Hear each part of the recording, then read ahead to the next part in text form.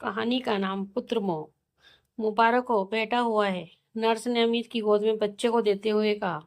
अमित ने अपने नवजात बेटे को गोद में लेने के लिए हाथ आगे बढ़ाए तो आंखों से आंसू बह निकले। पिता बनने की खुशी हर आदमी के लिए खास होती है, लेकिन अमित के लिए बहुत खास थी। गोद में ले बेटे को एकटक देखता रहा। चेहरे पर संतोष भरी मुस्कुराहट खिल गई और उसने बेटे को सीने से लगा लिया।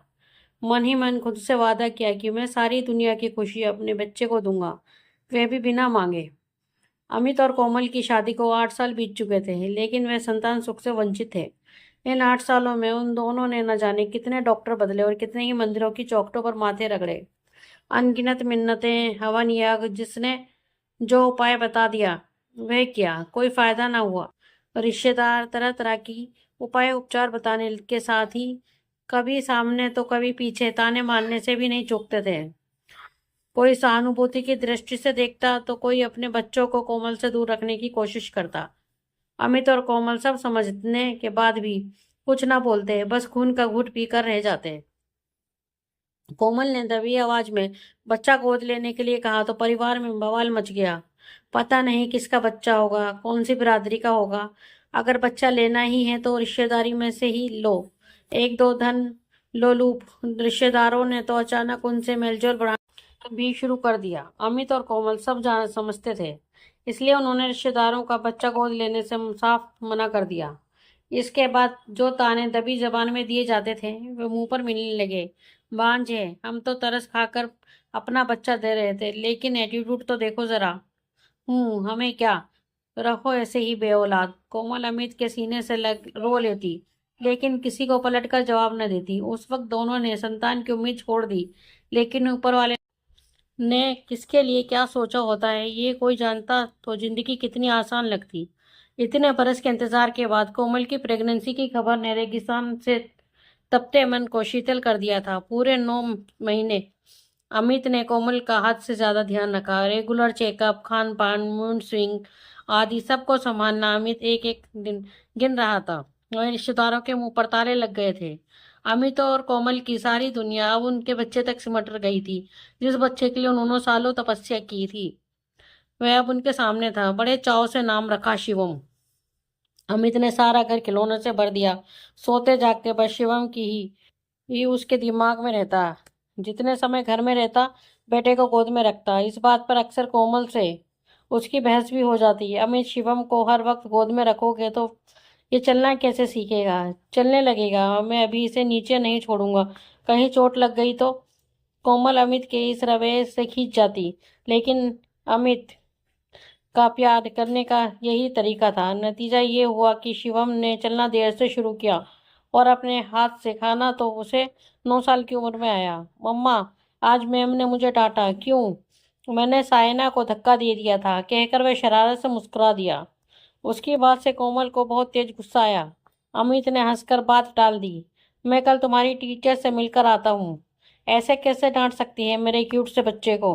अमित, ये गलत है। शिवम ने गलती की है और तुम उसे शह दे रहे हो। अमित ने कोमल की बात अनसुनी कर शिवम को गोद में उठा लिया।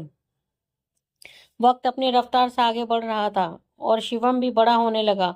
अमित बेटे के मुंह से निकली हर बात पूरी करता, फिर वह जायज हो या नाजायज। ऐसा नहीं था कि कोमल अपने बेटे को प्यार कम करती थी, लेकिन वह समझती थी कि अच्छी परवरिश के लिए सख्ती भी जरूरी है, और अमित को भी समझाती। लेकिन अमित ना तो खुद शिवम को कुछ कहता और ना ही कोमल को कहने देता। अमित के इस रवैये के कारण 14 साल का शिवम एक जिद्दी और बिगड़ैल किशोर बन गया। अपनी जिद मनवाने के लिए उसे बहुत ज्यादा कोशिश नहीं करनी पड़ती थी। जिस दोस्त के पास जो चीज देख लेता वही उसको भी चाहिए होती थी। अगर कभी कोमल मना कर देती तो शिवम जोर जोर से चिल्लाता और हंगामा खड़ा कर देता, क्योंकि उसे तो बचपन से ही मन की करने की आदत थी। कोमल के लिए ये सब बर्दाश्त से बाहर था, लेकिन अमित उसे कुछ कहने नहीं देता। सच तो यह था कि अमित अब खुद भी शिवम के जिद्दी स्वभाव के चलते अंदर ही अंदर परेशान था, लेकिन धृतराष्ट्र की तरह पुत्र मोह से में बंधा था। ऐसा मोह संतान का सर्वनाश करता है। ये बात उसकी समझ में नहीं आ रही थी। आज शिवम के ने स्कूल से वापस आते ही स्कूल बैग एक तरफ फेंक जूते उतारते हुए फरमान जारी किया। मम्मा, मुझे मोबाइल चाहिए। उसके स्वर में रिक्वेस्ट नहीं, ऑर्डर था। कोमल ने शिवम को पलटकर देखा और खाना लगाते हुए बोली, तुम्हें फोन की क्या जरूरत है? मेरे सब दोस्तों के पास फोन है, एक मेरे ही पास नहीं है। ठीक है, मेरा पुराना फोन रखा है, उसे ले लेना। पुराना? क्या बोल रही हो? मैं पुराना फोन यूज करूंगा? मुझे नया फोन चाहिए, रोब के साथ चिल्लाते हुए वो बोला।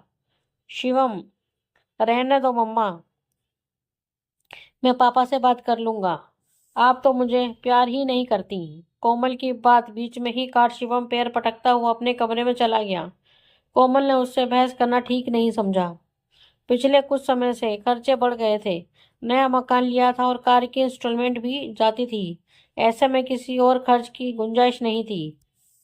शाम को अमित के घर में घुसते ही शिवम ने फिर वही बात छेड़ दी। अमित ने भी उसे पुराना फोन लेने को कहा, लेकिन शिवम कहाँ मानने वाला था।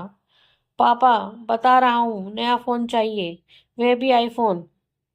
अमित पहली बार किसी बात के लिए शिवम को मना करते हुए बोला, नहीं बेटा, अभी मैं इतना खर्चा नहीं कर सकता। नया फोन कुछ महीने बाद दिलवा दूंगा, तब तक पुराने फोन से काम चला लो। शिवम के लिए ये अविश्वसनीय था कि पापा किसी बात के लिए उसे मना कर दे। वह आंखें फाड़कर अमित को देख रहा था। गुस्से से शरीर कांप रहा था, चेहरा लाल हो गया था। मतलब, आप मुझे फोन नहीं दिलवा रहे हो? बेटा, मेरी बात तो समझो, मैं मजबूर हूँ। कोमल वहीं खड़ी सब देख रही थी और उसे अमित का बेटे के सामने इस तरह मजबूरी जताना बिल्कुल अच्छा नहीं लग रहा था। इससे पहले वो कुछ कहती, शिवम चिल्लाया, पापा, अगर कल मेरा फोन नहीं आया तो अमित ने थूक गटकते हुए कहा, मैं सुसाइड कर लूंगा पापा। अमित सुन हो गया। उसका 14 साल का वह बेटा जो उसकी जिंदगी का केंद्र था, उसे मरने की धमकी दे रहा था। सहसा आंखों के सामने आए दिन अखबारों में आने वाली आत्महत्या की खबरें घूम गईं। अमित से खड़ा नहीं रहा गया, वहीं फर्श पर बैठ गया। अगर शिवम ने कुछ कर लिया तो मैं कैसे जी पाऊंगा? चक्कर आ गया। दोनों हाथों से सिर पकड़ लिया। तभी एक आवाज से चौंक कर ऊपर देखा। चटाक, कोमल ने शिवम को खींचकर चांटा लगाया और एक पर नहीं रुकी, लगातार मारती रही। तुझे मरना है ना? ठीक है, इस घर में आज तक तेरी हर बात मानी जाती रही है, ये भी मानी जाएगी। बोल, कैसे मरना है? और शिवम को खींचते हुए बालकनी की ओर ले जाने लगी। चल, तुझे यहीं 10वें फ्लोर से धक्का देकर किस्सा खत्म कर देती हूँ। शिवम को ऐसी उम्मीद बिल्कुल ना थी। वह तो सिर्फ डरा डरा रहा था, लेकिन माँ का ये रूप देख पूरी तरह घबरा गया। कोमल का गुस्सा देख उसे लगा वह सच में शिवम को बालकनी से फेंक देगी। नहीं मम्मा, मुझे नहीं मरना, सॉरी मम्मा, सॉरी। कोमल ने शिवम का गिरेबान पकड़ लिया। कान खोलकर सुन ले, आज कह रही हूँ, दोबारा नहीं कहूंगी। बेशक तुझे हमने बड़ी मन्नतों से पाया है और तू हमें बेहद प्यारा है, लेकिन हमारे प्यार का गलत फायदा उठाने की कोशिश कभी मत करना। तेरी कोई भी जिद और बदतमीजी आज के बाद इस घर में बर्दाश्त नहीं होगी। और हाँ, जब मरने की इच्छा हो मुझसे कहना, मैं अपने हाथों से तेरी जान लूंगी। लेकिन इस तरह की सुसाइड की धमकी से डर कर नहीं रहेंगे हम। तेरे पापा ने हमेशा तुझे हद से ज्यादा प्यार दिया, बहुत बार समझाया भी मैंने, लेकिन उन्हें तेरे प्यार के सामने और कुछ दिखता ही नहीं था। वे भूल गए थे कि भय बिनु होए न प्रीति। अमित ने कोमल की तरफ देख सहमति में सिर हिला दिया। दोस्तों, आपको हमारी कहानी ये कैसी लगी? प्लीज कमेंट में हमें बताएं। अगर कहानी आपको अच्छी लगे तो अपने दोस्तों के साथ शेयर कर